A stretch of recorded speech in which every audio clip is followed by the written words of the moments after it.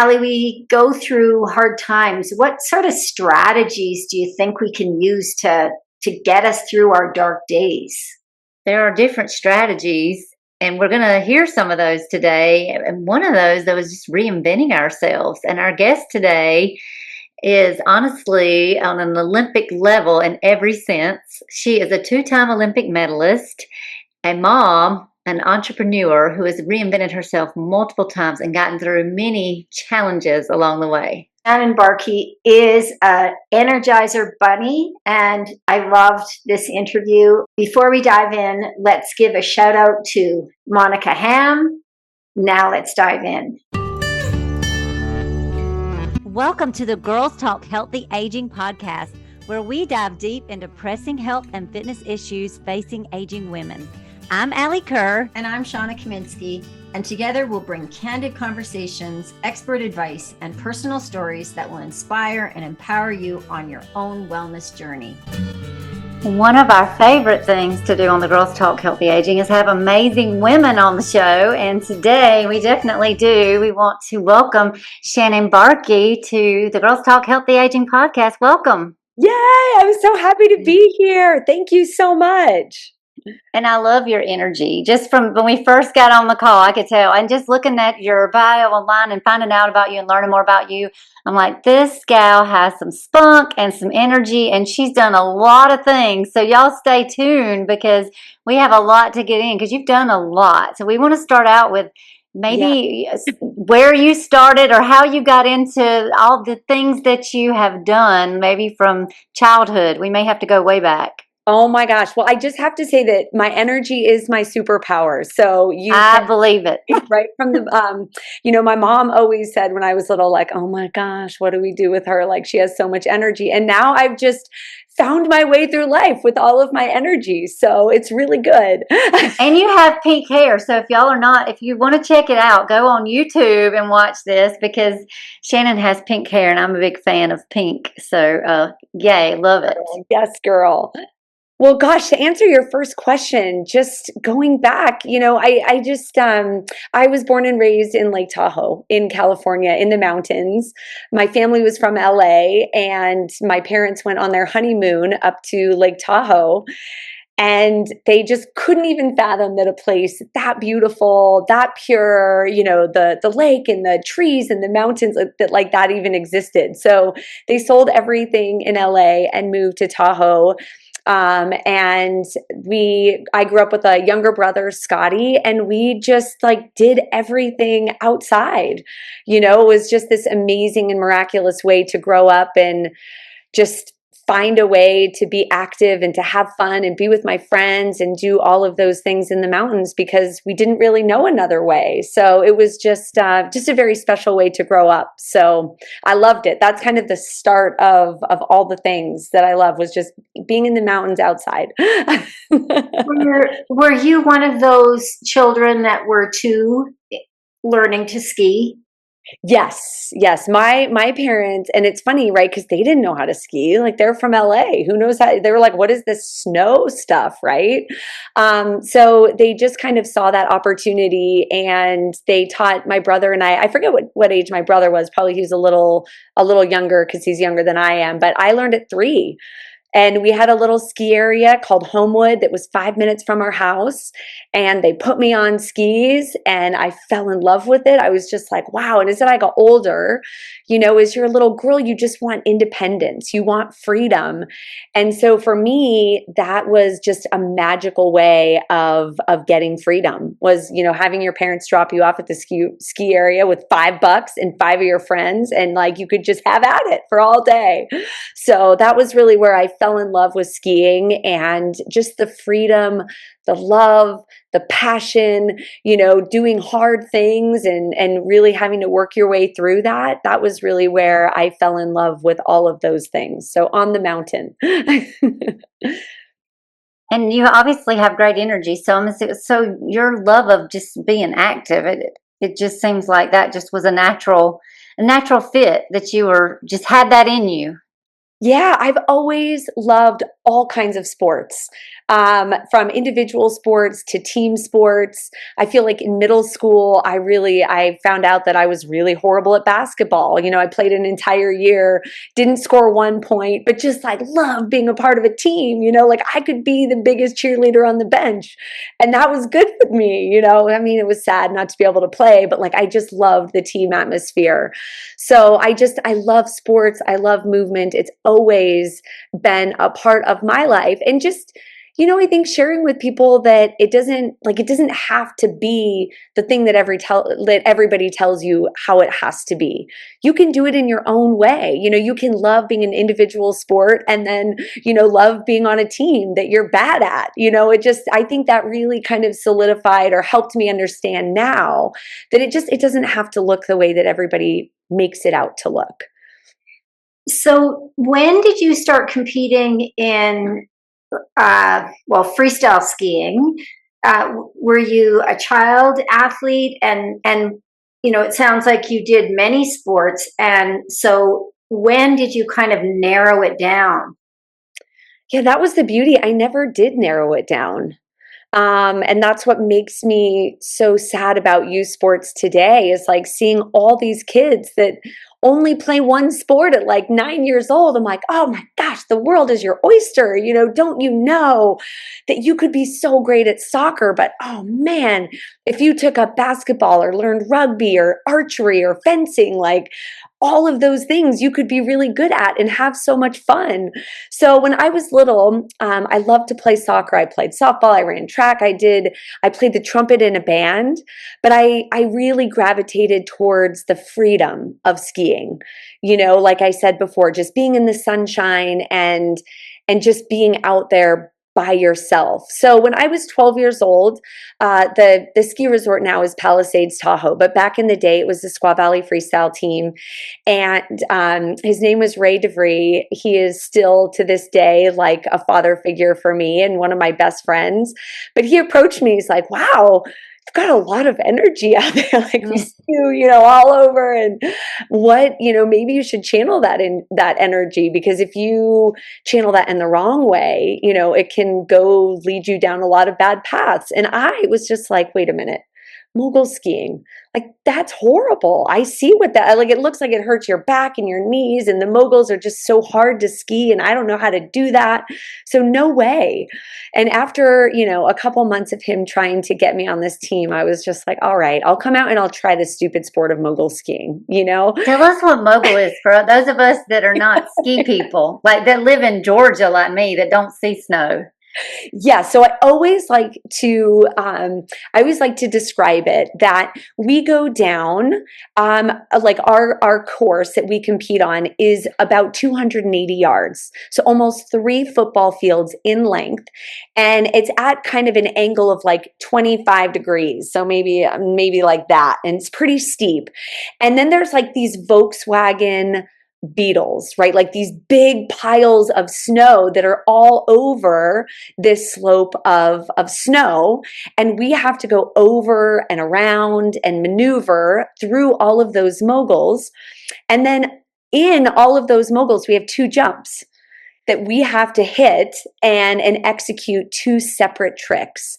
So we go over and around all the moguls, all these big bumps. We hit a jump. We execute either like a backflip or a backflip with 360.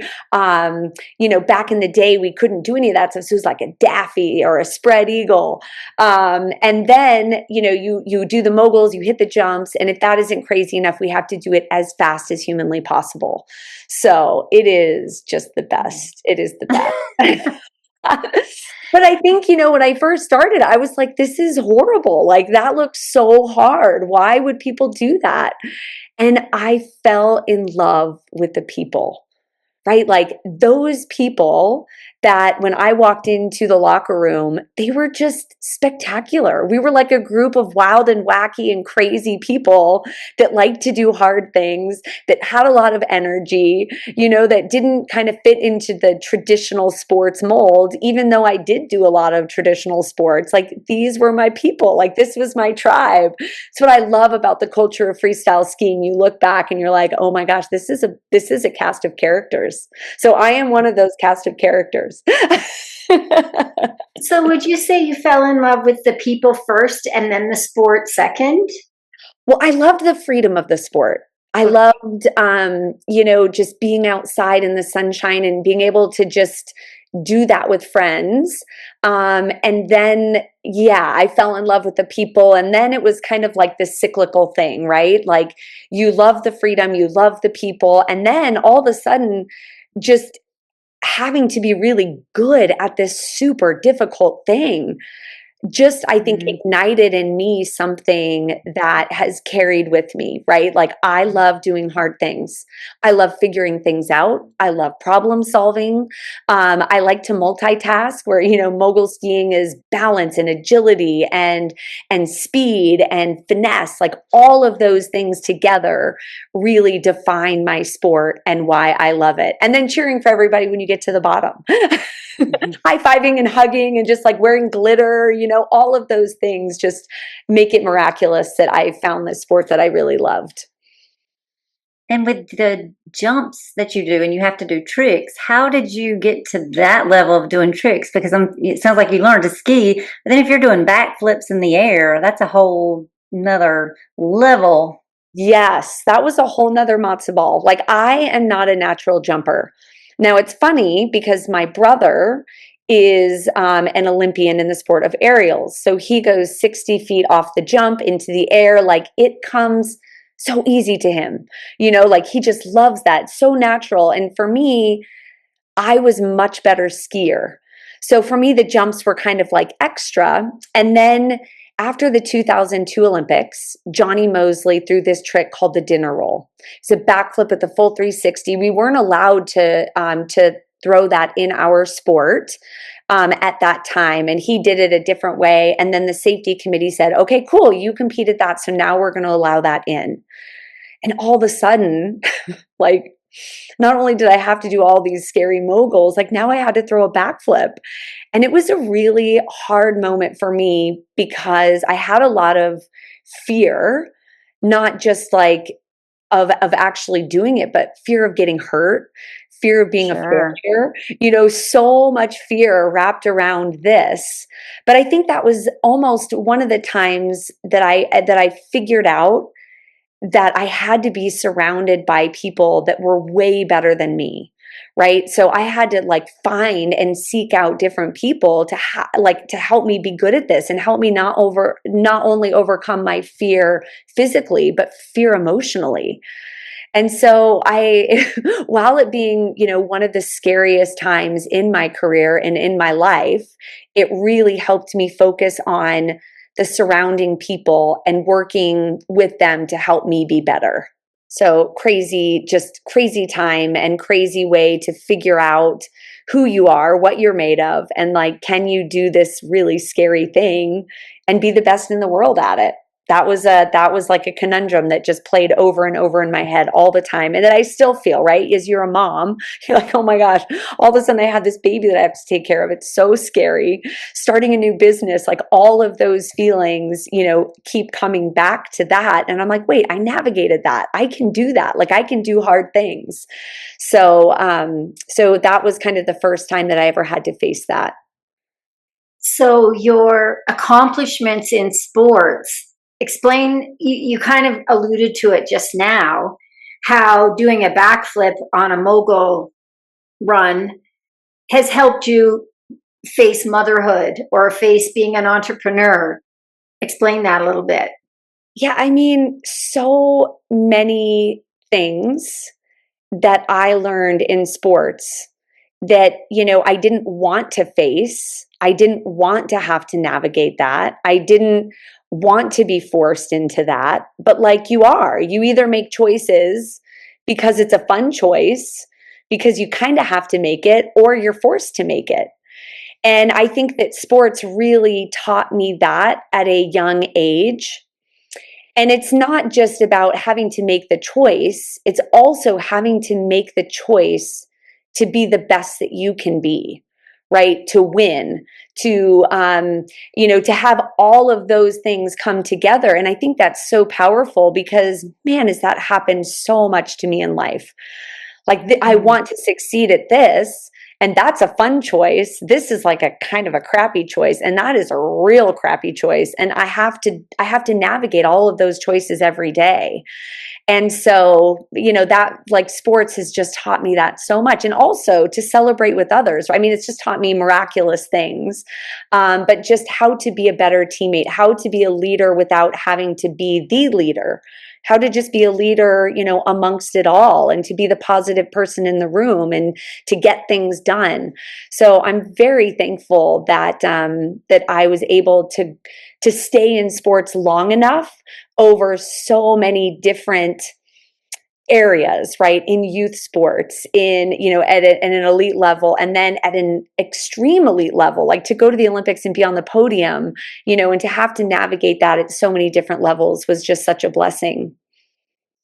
Wow. And you talked about the fear factor of learning to do some of the scary things. And I know that you dealt with some injuries. And I know some of our listeners may never be standing on a podium getting an Olympic medal, but many of them have dealt with joint issues. So can you talk about how you've overcome that, how you dealt with that, how you worked through that, and what that was like? Because that can be devastating.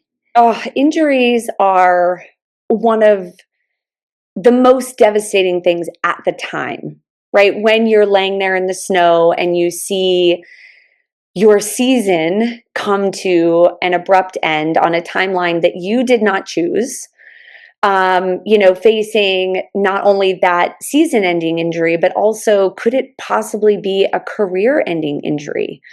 I talk a lot about injuries and that it's multifaceted. Coming back physically, you have to put in a lot of work. You have to do the things that really smart people tell you to do. You have to listen to your body. But the hardest thing for me was coming back mentally and emotionally. How do you trust yourself to get back in that scary situation again, right? In that danger zone? How do you face that fear of failure again? How do you navigate just those, negative self-talk that has creeped its way in, that are you good enough? Do you belong here? Are you, and especially as you get older, right? Are you good? Are you broken? Are you just completely broken now? Yeah, I mean, there's so many things to navigate. So for me, we're going to interrupt this interview for just a second because we've got something we want to make sure that you know. If you're struggling with your health, with your fitness, if you don't know where to start or you know what to do and you're not doing it, we're here for you. And all you need to do to get our help is to reach out to Shawna and I at our email, sapodcast23@gmail.com. And we're happy to help and we will be in touch. Now back to the show. I reached out early on actually to a hypnotherapist in 2002. And because sports psychology wasn't a thing then. And so he really gave me the tools to be confident and be able to have the mindset to be able to execute what I knew I could physically. And so it just opened up this whole world for me that like our mind is so incredibly powerful and hardly any of us tap into it. Right? We think, and especially as women, oh my gosh, well, I'm not good enough. I'm not qualified. I need, we talk ourselves into these stories, but really if we can focus in on the mental aspect that we already have and build that, just how powerful we can be. So that really laid the groundwork for me to just know that I had such this untapped resource that I tried every single year to dive deeper and deeper. So it started with hypnotherapy. It went to sports psychology. It went on to, meeting more sports psychologists, to reading books about mental toughness, about mindset. And that really, for me, was the differentiator in my career. Was I the best mogul skier? Oh my God, not even close. Not even close. Like you put me up with the world's best. I am not one of the world's best. But what I figured out through tapping into my mindset was that if I could get my confidence and put all of myself in motion, that on my best day, I could compete when it mattered the most. And that was amazing for me. That was just like something that I tapped into and just relentlessly over my career kept going back to that and relearning and learning new things and empowering in different ways. Wow. If you had a tip for someone to feel more confident, whether it's, on a mogul hill, going to an interview, meeting a new person, what would it be? There's 3 things that were really instrumental in my ability to kind of tap into that.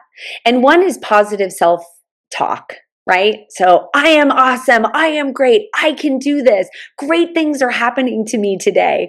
And it was so funny. I'll never forget the first time I sat down with my sports psychologist, and he's like, okay, so you need to figure out what you want, and you need to figure out like what tools and characteristics you have, and you need to talk to yourself in the mirror.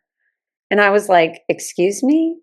So like I just need to sit in front of the mirror and tell myself how awesome I am. And he's like, yeah, you do. And it was so funny because at first, I kind of peeked in from the side. I'm like, you're really good. You're great. And I realized like, oh my God, that's amazing. Like that's helping.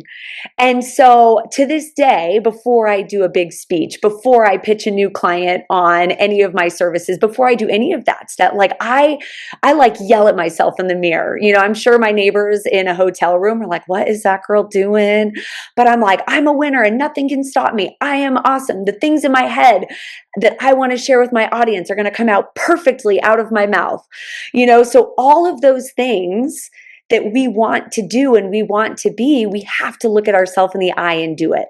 So that's one way that I find is very powerful and very motivating. It seems really silly at first, but then is amazing.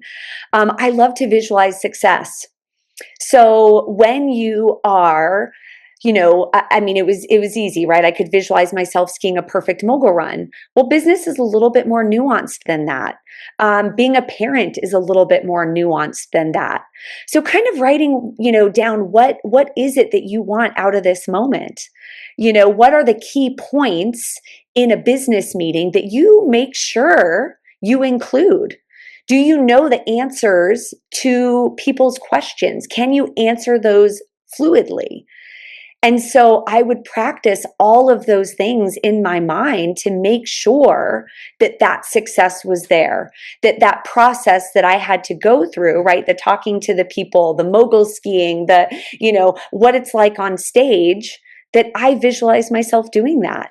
And it's not so scary whenever you actually do it, when you've already put in the work preparing. So, and then the third thing is meditation, right? For me, I love a good meditation that I can fall asleep to, or that I can listen to when I feel really stressed out, or when there is a big moment. I always have, for me, it's a body scan meditation, but being able to kind of find that calmness in the chaos and find my confidence. So those are 3 things that really, really help me. And there's meditations anywhere. You can find them on, the Calm app or some of those apps, or you can find them on YouTube, or you can even create your own and then record yourself saying it. So I've done that a lot. I did that a lot skiing. When there were certain things I wanted to remind myself, I would just record something and then replay it back to myself. So, positive self-talk, visualization, and meditation, if you can just kind of tap into, starting with just one of those, super small, talking to yourself while you're brushing your teeth. I'm awesome. I'm beautiful. I'm tough. I'm strong. I'm going to do it today. Like, that's it. And that just reinforces, I always say, what you focus on expands. And if you focus on the positive things of who you are and why you can accomplish things and how you can do it, that will expand. And is that how you got to the podium? Did you use these tactics when you were training to go to how many tell us more about like your Olympic run, when that was, what that's like, getting to the podium, being on the podium, and then we'll kind of transition how you transitioned out of that. Yeah, well, I competed. I was lucky enough to compete in 3 Olympics. I competed for our country on home soil here in 2002. I competed in Torino, Italy in 2006, and then my last and final Olympics in Vancouver in 2010. And I won America's first medal in Salt Lake City in 2002. So that was really incredible. And then I was the first freestyle athlete, male or female, mogul skier or aerialist, to win 2 Olympic medals. So to bring home a bronze in Vancouver was pretty magical. And I have to say, every time is different. You know, we can prepare ourselves for how we want to feel and how we want to show up, but every day is different. And so, you know, I had 3 very different experiences.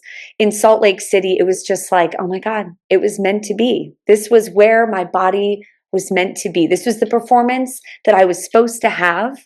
And effort in, results out, right? Like that was just the feeling in 2002. In 2006, I had made my second Olympic team after being out injured for over 1.5 years prior to those Olympics. So missing out while Johnny Mosley changed our sport, and that fear was so deeply in me. People always ask, well, what happened in between your 2 Olympic medals? And I'm like, oh, the golden one was in Torino. Even though I have no medal, like that was it, because I just had overcome so much. And in Vancouver, I had had another injury in between there. I was one of the oldest ladies on the team, and I had a horrible first run. So I thought that everything was gone. You know, I thought that I had just like blown it all. But to have the fortitude over a 12-year career, and then, you know, in a final 30 seconds to be able to pull it out and to do an amazing thing, you know, that was my experience in Vancouver. It was just like from complete and utter failure on so many levels to just like putting it all on the line and making it happen and trusting myself and trusting my process and the people and all of those things to get me in that moment and execute. And I like how you said your golden moment was really in the middle Olympics, because that's when you really overcame a big fear. So sometimes it's funny how the world's measure of success is different than your own. Like an Olympic medal is, of course, like seems like the ultimate, but that win, personal win in 2006 helped you to medal again 4 years later. Yeah, and I think more than anything, right? Certainly it did allow me to find what I was made of as an athlete, but I think what it has shown me as a human is how much I can overcome. And if you stick with that process, right? If you take 2 steps forward and 5 steps back, and you have so many tears and you have so many moments of self-doubt and reflection and not just physical pain, but emotional and mental pain in all of that, that when you fight through, like, damn, I am made up of so much more than I ever thought that I was. So I always love to tell women that, like, man, you know, it can be a long season to be in a hard season. And sometimes those seasons can last more than years. You know, I really struggled when I had kids. I had some serious postpartum that I just like wrote off. But when you make it through those and you see like the sparkle back in your eye and the light shining brighter, like, oh, that gives us the sturdier legs to stand on. And that is the power right there, is all the hard things that we make it through, make us who we are and give us more power to stand on. So if someone is in a dark season, as you've been in multiple stages of your life, what did you cling on to, or what would you suggest to someone to help them get through that dark season? Oh gosh, you know, it's different. It's different for a lot of people. And I know that, you know, people often say like, you're not alone, but man, do you feel so alone. And no matter how many times people can tell you that you're not alone, you feel alone. And so for me, I really always tried to cling on to the really small things, right? Like I always had the vision of what I wanted to do and where I wanted to be when I could get through that hard season, right? So I always had the visualization of what that was going to look like. But for me, it was celebrating the small, stupid steps that you had to go through every single day. And, I just remember like when I was when I had just blown out my knee for the second time, and, you forget a lot what the beginning is like. But right after you blow out your knee, you go to PT and you get on a bike and you can't make a full revolution, right? Like you can't go around the bike one time. And I just remember like breaking down into tears and being like, oh my God, how am I going to do this? How am I going to do this again? And I just made a commitment to myself to be like, you cannot think beyond today.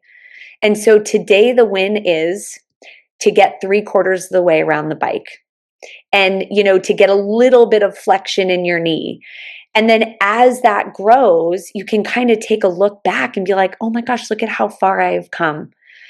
In COVID, my business went up in smoke. And the only thing I couldn't do anything about, I couldn't do keynote speaking. I couldn't work with groups. I couldn't visit schools. I couldn't do any of that. And so I had to remember what really made me happy again. And that was to be outside. So I just said, okay, today we're just going to go for a walk. And then we're going to go for a bike ride. And I'm going to do something that makes me smile. And I just have to get through the rest of that. And just know that time, not everything stays hard. Not everything stays great, but not everything stays hard. And if you cling to that hope and stay in the small things, you slowly get through. And that spark comes back and you can see it in your eyes and you're like, oh, there it is. Like, that's it, and then slowly like the light gets a little bit brighter and you feel more joy. And that's kind of how I got myself through that. Slow steps. You also have, for a lot of people, winning 2 Olympic medals, you could just kind of like sit on just like, all right, I'm done. I've done enough in life. I'm just going to take it easy from here on out. But you've reinvented yourself and found new passions and new things. So can you speak to us about how you've reinvented yourself and moved on? Because I'd love to hear like what it's like being on that, the highs of there, and then what it's like, okay, the Olympics are over, you're retired, now what? And that's got to be an emotional roller coaster, just that piece of your journey. Yes, ma'am, it is.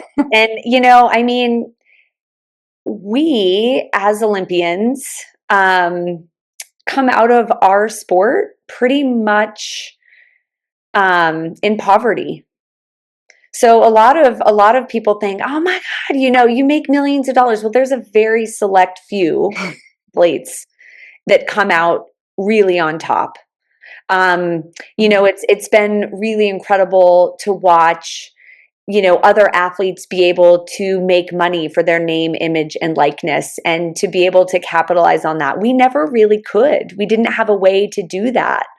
So, coming out at the ripe old age of 29, I left the University of Utah 2.5 years in to be able to follow my dream. I couldn't do both. So I left, with like, I don't know, $50,000 in the bank and not a college education. So again, it's one of those choices, right? You can bask in your glory. That bank account goes down real quick. You have to find a way. You have to figure out a way to make money and to do things, and to find a new identity.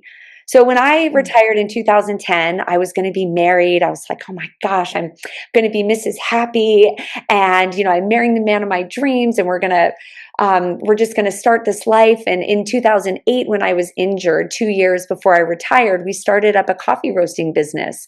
So I just thought, oh my gosh, I'm going to, waltz into retirement and start this coffee business. And like, life is going to be incredible.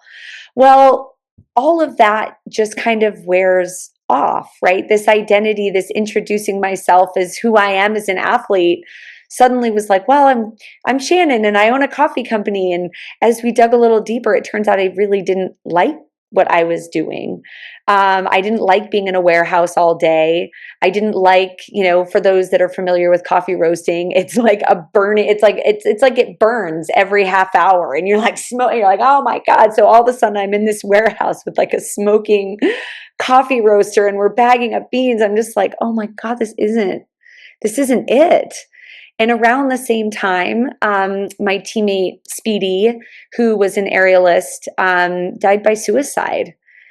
And it was just this moment of like, I just felt like my world was collapsing in, as the ski team was going to, they were going on, they were skiing in Zermatt, Switzerland. And I was not there. I was in this warehouse, and somebody that I looked up to was so miraculous in so many ways was dead. And, I just, it was one of those moments that I just, I didn't know what to do, and I didn't know who to turn to. And I didn't know the severity of my feelings until I started to kind of come to grasps with it all, right? Am I doing the thing that gives me joy? Am I doing the thing that gives me hope? Am I doing like what I'm put on this earth to do?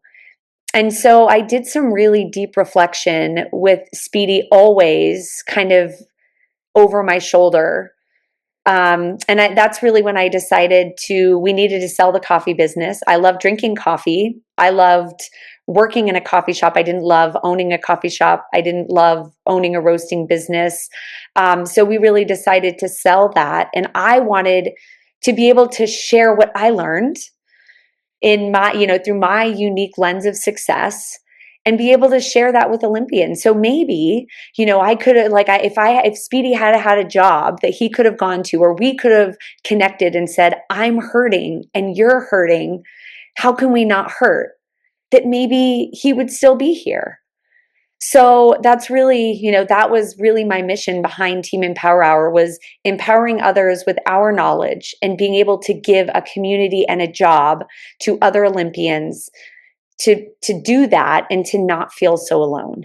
So can you explain a little bit what this looks like now? I mean, how did we get a sense of how this came about? This vision that came to you on what you wanted to do, but then how did you make it work? How did you bring it about? Well, my first vision for Team Empower Hour, it's called hour as in 1 hour. So I had done a ton of keynote speaking, and I loved teaching people how to move, right? Like I loved getting people in an agility ladder. I loved getting people on a Bosu ball, teaching them something that they didn't know. But I had done keynote speaking and everybody just sits there, right? They just sit there for an hour. And I'm like, how can I change that? How can I change that? I can teach you the same things that I would talk to you about, but do it while you're moving, and do it with a group of Olympians, because we're pretty fun. So that was the whole basis of how we started Team Empower Hour, was taking those key takeaways from a keynote and infusing it into movement and doing it for an hour. And it turned out that nobody wanted that. So, as you sell team building and you sell this idea, they're like, we don't want that. That's not what we want. We want to do like 3 hours of team building with you, and then we'll hire you to come in also as a keynote speaker. So therein lies the name that we still have is Team Empower Hour, and it's never an hour. It's always more time. But it's really morphed into, spending more time and connecting and being able to share all of those things with teams. So, but first of all, we just kind of built something and see if somebody bought it. And, whenever I sold one, I was like, all right, okay, Derek Para, my Olympic teammate in 2002, I'm like, hey, do you want to come with me and share your experiences with people? He's like, okay, so I have this incredible group of people that we would just go in and share and just be ourselves. And now it's grown to so much more. And it makes me really happy because now I get to bring in what we call future Olympians, so young athletes. So whether they're, a collegiate athlete, whether they're newbies on the US ski team, whether they have aspirations of making the Olympics, I get to bring collectively all of these incredible athletes together and have fun with people and teach them, our success through our unique lens. So it's really fun. I love it. And you've done all this as a mom as well. So that's another, and you have some passion, just from what I've gathered in our pre-interview, about women taking care of themselves through that journey of motherhood, because you've been busy doing a lot of things. So how do you juggle it all, and what advice do you have for ladies that are juggling? I don't juggle it all. There are a lot of days where I drop the ball. I have mom guilt. But I never apologize that I show up as mom first. So some days on Zoom meetings, I look like a hot mess because I'm like, you know what? I just walked my kids to school. I got in an hour workout and now I'm here, but I didn't have time to brush my hair. Thank goodness you can't, smell my breath because I haven't had time to do that either. But like for me, I am mom first. And so to not have any apologies about that, I think has been really healthy. My kids come in the Zoom rooms, Tucker sticks up his head, he's waving, and, I'm like, this is how I juggle it, is I don't pretend that I'm not a mom. I don't pretend that I don't have other things going on. I block off the things that are most important to me, and I don't schedule meetings during that time. I walk my kids to school. I'm part of the carpool.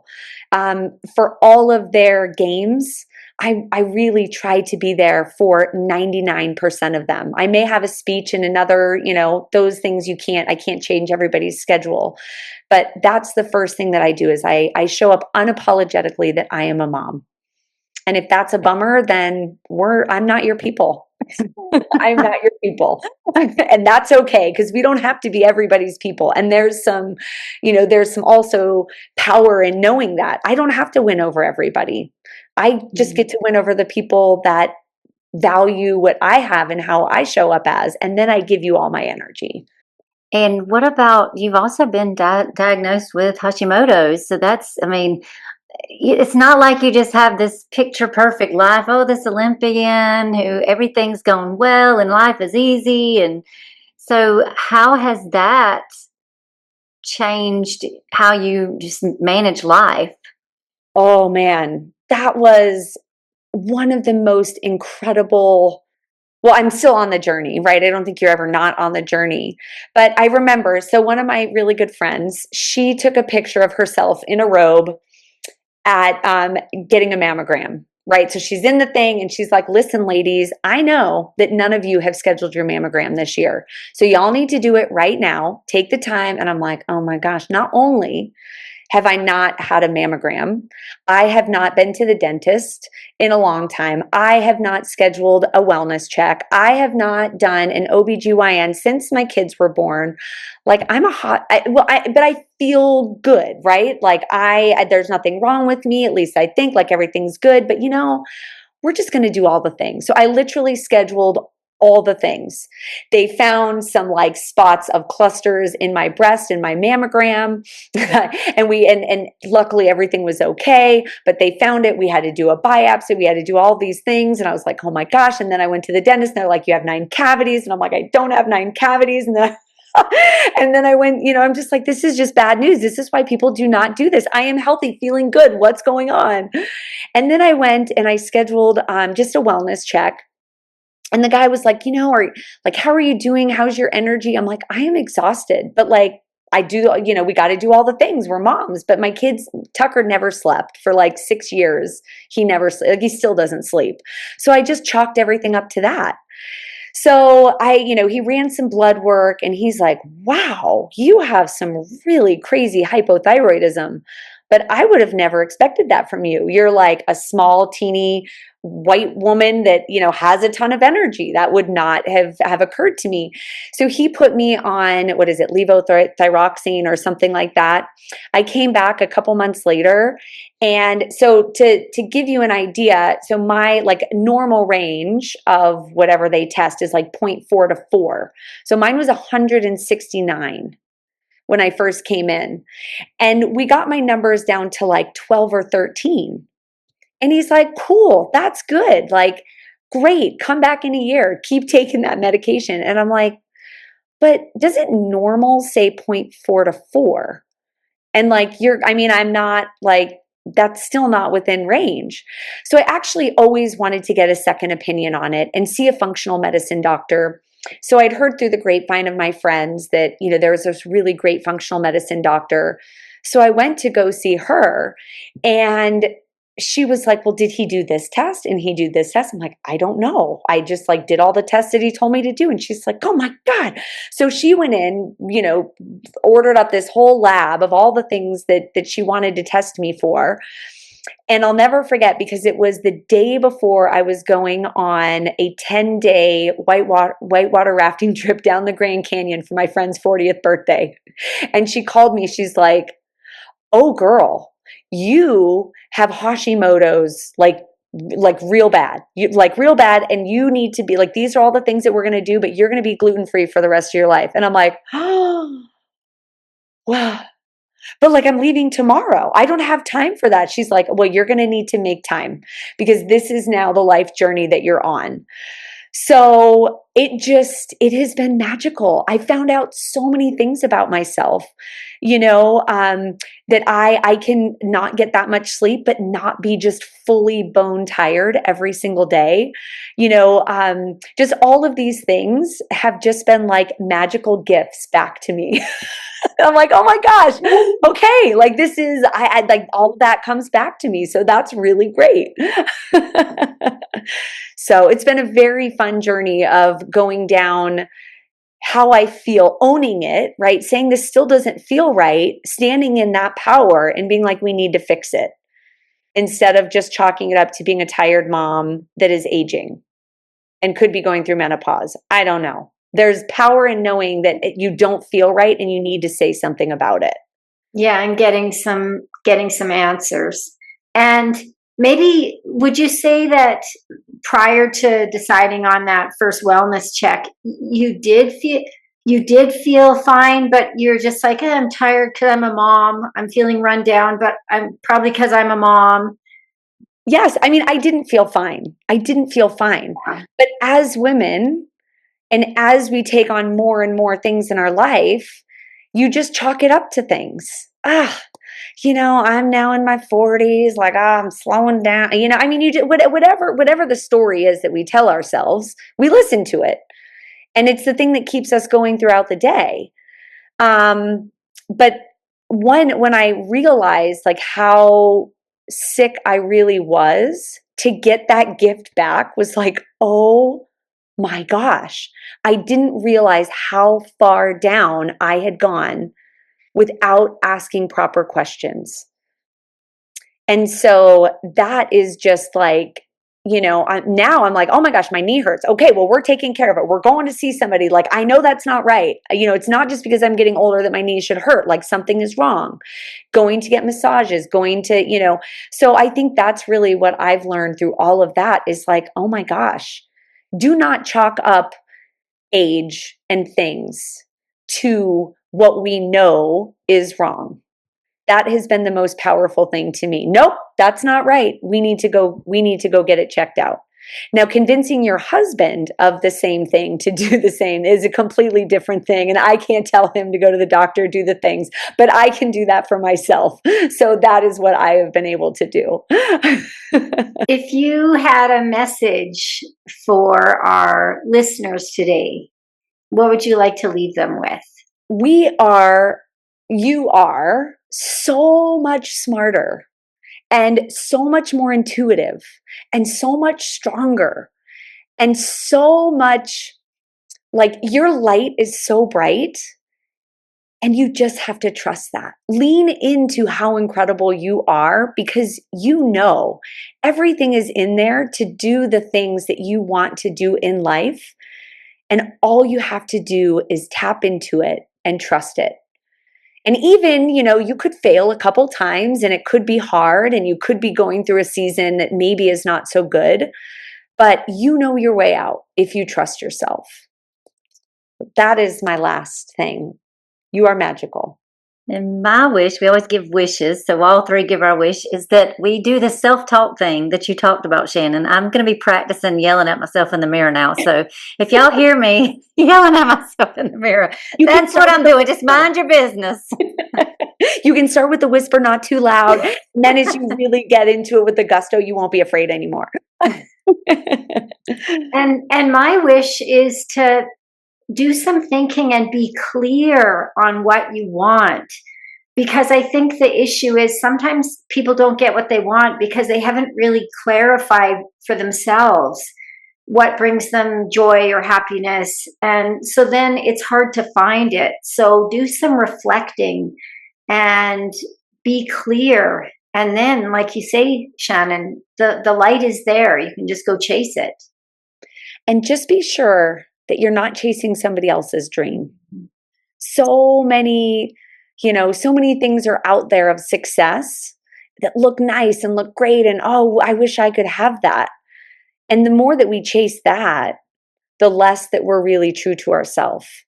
So make sure that you define success the way that you want to see success and not what everybody else is. Thanks for listening. You'll find me, Alli, on Instagram at Alli Kerr Fitness. And you'll find me, Shawna, on Instagram at Shawna Kaminski. Feel free to pop us a DM with questions and or feedback. If you're enjoying the Girls Talk Healthy Aging podcast, please subscribe and share it with other health-minded women. Ratings and reviews are also much appreciated and help us get our message out to a larger audience. Until next time, be healthy and be happy.